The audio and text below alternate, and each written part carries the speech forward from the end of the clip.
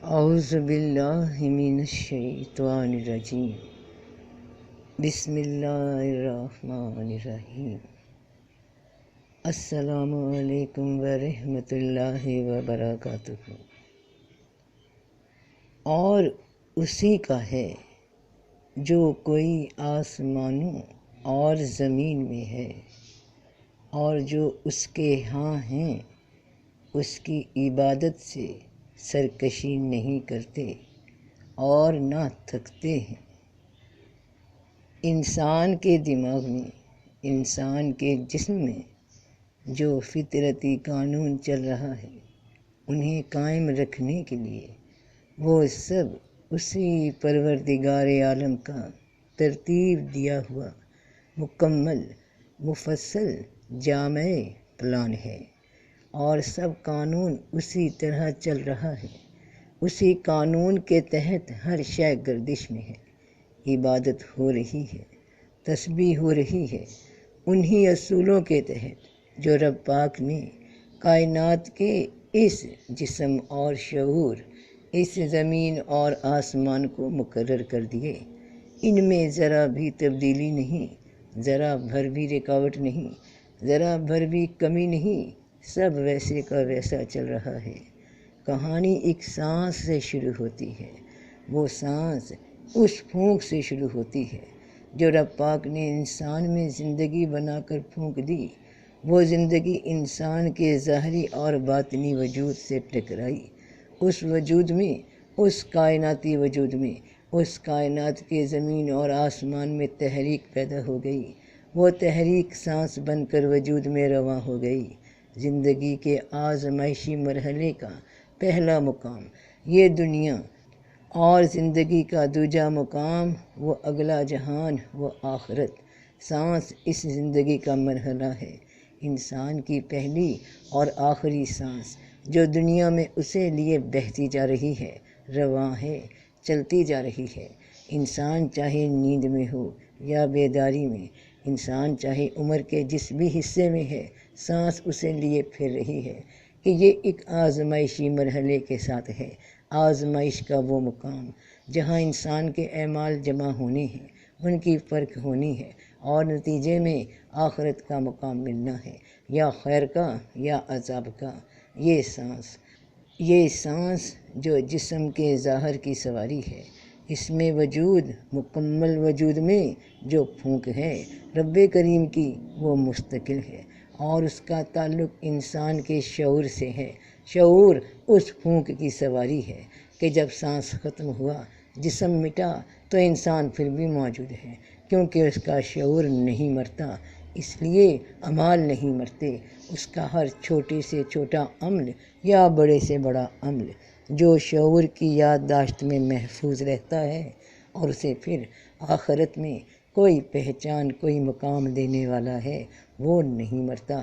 اسی شعور کو، اسی باطنی انسان کو، اسی حقیقی انسان کو آزمانے کے واسطے جسم کا وجود دیا گیا، جسم میں ڈھال دیا گیا۔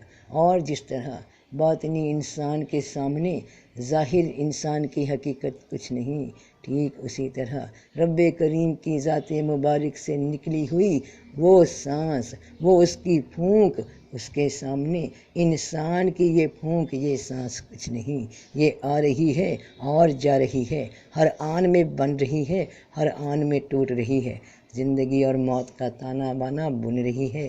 یہ سانس جو تمہیں عطا کی گئی صرف تمہاری ہی آزمائش کے لیے ہے، تو اور اسی کا ہے جو کوئی آسمانوں اور زمین میں ہے، اور جو اس کے ہاں ہیں اس کی عبادت سے سرکشی نہیں کرتے اور نہ تھکتے ہیں، رات اور دن تسبیح کرتے ہیں، سستی نہیں کرتے۔ یہ زمین و آسمان کا، یہ جسم اور شعور کا نظام ہر حال میں، چاہے دن ہو یا رات، چاہے علم ہو یا جہالت، یہ نظام اللہ کے قانون کے مطابق چلتے جا رہے ہیں۔ چاہے کوئی نیک ہے یا گنہگار، کوئی اچھا ہے یا برا، ہر کوئی مرتا ہے، ہر کوئی ویسے ہی پیدا ہوتا ہے، سب کے اعضاء ویسے ہی کام کرتے ہیں جیسے ان کو مقرر کیا گیا ہے۔ ویسے ہی بچپن کا زمانہ آتا ہے، ویسے ہی جوانی اور پھر بڑھاپے میں جسمانی و شعوری تبدیلیاں آتی ہیں۔ کتنا ہی بڑا عالم دین کیوں نہ ہو، وہ موت سے خود کو نہیں بچا سکتا۔ وہ ایسا کوئی عمل نہیں کر سکتا جو اسے ہمیشہ جوان رکھے۔ سب کا ہنسنا، رونا، جاگنا، سونا جسمانی قانون کے لحاظ سے ایک جیسا ہی ہے، مگر علم، عمل و حکمت، غور و فکر کے لحاظ سے مختلف ہو سکتا ہے۔ اور اے محمد صلی اللہ علیہ وآلہ وسلم، ہمیشگی تو ہم نے تم سے پہلے بھی کسی انسان کے لیے نہیں رکھی ہے۔ اگر تم مر گئے تو کیا یہ لوگ ہمیشہ جیتے رہیں گے؟ تو ہر انسان جسمانی و شعوری لحاظ سے ہمیشہ کے لیے اس دنیا کے پلیٹ فارم پہ قائم نہیں رہ سکتا، اور اس کی وجہ وہی رب کریم کا کائنات کو دیا ہوا وہ مستقل قانون ہے، جس کے مطابق اس میں تبدیلیاں رونما ہوتے ہوتے ایک شروعات کا ایک خاتمہ ہے، تاکہ اگلا مرحلہ شروع ہو سکے۔ انسان اگلے جہان میں، اگلے مرحلے میں، اگلے مقام پہ، اگلے درجے پہ فائز ہو سکے، اور یہ سب مقام اسے اس کے اچھے یا برے اعمال کے مطابق ملنا ہے۔ اگلا مرحلہ پہلے سے بلند ہوگا، خیر کا ہوگا یا پستی کا، عذاب کا ہوگا، مگر انسان ایک حال سے دوسری حالت میں مسلسل جس طرح اس سانس کے ساتھ اس جہان میں، اس دنیا میں بدلتا جاتا ہے، ٹھیک اسی طرح اپنے اعمال کے عوض اپنا اگلا مقام پالے گا۔ تو کیا انہوں نے زمین کی چیزوں سے ایسے معبود بنا رکھے ہیں جو زندہ کریں گے؟ اب اس آیت پہ غور کرو کہ ذکر صرف جسم کا ہو رہا ہے، زمین کا ہو رہا ہے، انسان کا جسمانی وجود۔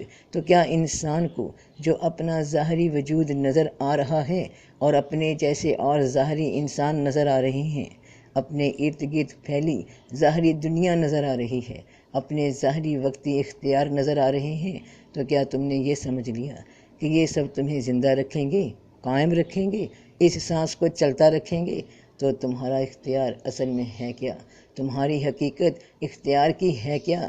اس کے سمجھنے کے لیے ذرا یہ آیت دیکھو کہ کیا تو نے اس شخص کو نہیں دیکھا جس نے ابراہیم سے اس کے رب کی بابت جھگڑا کیا، اس لیے کہ اللہ نے اسے سلطنت دی تھی۔ جب ابراہیم نے کہا کہ میرا رب وہ ہے جو زندہ کرتا ہے اور مارتا ہے، اس نے کہا میں بھی زندہ کرتا ہوں اور مارتا ہوں۔ کہا ابراہیم نے بے شک اللہ سورج مشرق سے لاتا ہے، تو اسے مغرب سے لے آ۔ تب وہ کافر حیران رہ گیا، اور اللہ بے انصافوں کو سیدھی راہ نہیں دکھاتا۔ تو جس شخص کو رب پاک نے حکومت دی، اختیار دیا، اس کے جسم پہ، شعور پہ، اسے تمام ظاہری حواس عطا کیے اور اسے باطنی حواس عطا کیے، پھر ان حواسوں کو ایک ٹھکانہ دیا رہنے کے لیے، ایک مقرر وقت تک کے لیے اس کے جسم کو بنا کر اسے وہاں ٹھہرایا، اور پھر اس کے لیے ایک دنیا بنائی، اس جیسے انسان بنائے، اس کے رہن سہن کے لیے سہولیات دیں، اسے رزق دیا۔ تو یہ سب سلطنت، یہ سب سامان اللہ کا عطا کیا ہوا، یہ ماحول، یہ آسانیاں، یہ رنگا رنگ دنیا، یہ رزق کا سامان سب اللہ نے دیا۔ اور وہ انسان جب یہ بھول گیا کہ میری حقیقت کیا ہے، میرا اختیار کیا ہے، میں کون ہوں، تو اسے یاد دلانے کے لیے جب رب پاک نے اپنا وہ بندہ اس کے پاس بھیجا جس کو یہ یاد تھا کہ اس کی حقیقت کیا ہے، وہ کس کا بندہ ہے، کس کا غلام ہے، کس نے اسے بنایا ہے، اور اس کے پاس جو کچھ بھی ہے وہ عطا کرتا ہے، تو اس نیک بندے سے اس انسان نے بحث شروع کر دی جو اللہ کو نہیں مانتا، جو رب کو نہیں مانتا کہ رب تو میں ہی ہوں، یہ میرا وجود، یہ میں خود جو موجود ہوں، میں ہی میرا رب ہوں، سب کچھ میرے اختیار میں، یہ تمام ظاہری وجود، یہ تمام ظاہری اسباب، یہ دنیا کا مال، یہ سب میرا ہے، میں جسے چاہوں اس مال کے ساتھ، اس اختیار کے ساتھ، جس کو چاہوں کچھ دوں یا کچھ نہ دوں۔ یہ انسانی جسم، یہ ظاہری جسم جو میرے سامنے موجود ہیں، ان میں سے جو جسم چاہوں اسے زندہ رہنے دوں یا مار دوں، تکلیف دوں یا آرام دوں، یہ سب جو ظاہر میں ظاہری آنکھوں سے نظر آ رہا ہے سب میرا ہے۔ تو ابراہیم علیہ السلام نے کہا کہ اچھا یہ مال و اسباب، یہ ماحول جو سب تمہارے اختیار میں ہے، جو تمہیں نظر آ رہا ہے، تم اس میں تو کوئی رد و بدل کر سکتے ہو، کیونکہ اس دنیا کے محدود دائرے میں تمہارے جسم اور عقل کے محدود سوچ تک تم یہ سب کر سکتے ہو، کیونکہ اس ظاہری مال و اسباب پہ تمہیں اختیار دیا گیا ہے۔ اور یہی تو تمہاری آزمائش ہے اے انسان، کہ تم اپنے جیسے انسانوں اور اپنے گرد پھیلی مخلوق خدا کے ساتھ کیسے پیش آتے ہو۔ یہی پیش آنا تمہارے اعمال بن جاتے ہیں، تو یہاں تک تمہارا اختیار ہے۔ اور بات تو پھر تب بنے کہ اگر تمہارا اختیار تمہارے سے باہر بھی ہو، تم رات کو دن بنا دو یا کبھی رات آنے ہی نہ دو، بات تو تب بنے جب تم اپنی عمر کو جوان ہی رکھو، بات تو پھر تب بنے۔ اختیار تو تب ہو جب تم موت کو روک لو، بات تو تب بنے جب تم اپنے باطن کو، اپنے ظاہری شعور کو بھی قابو کر لو۔ تو سورج یعنی رب کریم کا علم، اس کی روشنی، اس کا قانون جو تمہارے جسم اور دماغ پہ حاوی ہے، ذرا اسے بدل کر دکھا دو۔ اگر ان دونوں میں اللہ کے سوا اور معبود ہوتے تو ان دونوں میں فساد برپا ہو جاتا۔ سو اللہ عرش کا مالک ان باتوں سے پاک ہے جو یہ بیان کرتے ہیں۔ تو اگر ان دونوں میں، کن دونوں میں؟ یعنی جسم کا، زمین کا، یعنی ظاہر کا، خدا کوئی اور ہوتا، یعنی انسان کو بنا دیا جاتا، تو تب بھی نظام کائنات درہم برہم ہو جاتی۔ تو اس جسم اور شعور میں اللہ کے سوا تمہارا قانون چلتا، تو وہ عبادت، وہ تسبیح، وہ مقرر گردش جس کے مطابق ہر شے قائم ہے، وہ قائم نہ رہتی۔ اور اب بڑا ہی اہم نقطہ ہے، اہم مقام ہے اس آیت کا، کہ اگر ان دونوں میں اللہ کے سوا اور معبود ہوتے تو ان دونوں میں فساد برپا ہو جاتا، دونوں خراب ہو جاتے۔ سو اللہ عرش کا مالک ان باتوں سے پاک ہے جو یہ بیان کرتے ہیں کہ انسان کا ایک جسم اور شعور، ایک ظاہر اور باطن جو رب کے قانون کے ماتحت ہے اور اس وجہ سے قائم ہے، تو جو خصوصیات جسم اور شعور کی ہیں، یہ زمین و آسمان یعنی جسم اور شعور کا بیان، ان کی صفات، ان کی ترکیب و ترتیب، ان کے افعال سے رب کریم پاک ہے۔ کہ جسم کی آنکھ کو نیند آ جاتی ہے، جسم تھک جاتا ہے، نڈھال ہو جاتا ہے، اور اس کے ساتھ ساتھ دماغ یعنی شعور تھک جاتا ہے، اور نتیجہ یہ کہ اونگ آنے لگتی ہے، نیند چھا جاتی ہے حواسوں پہ۔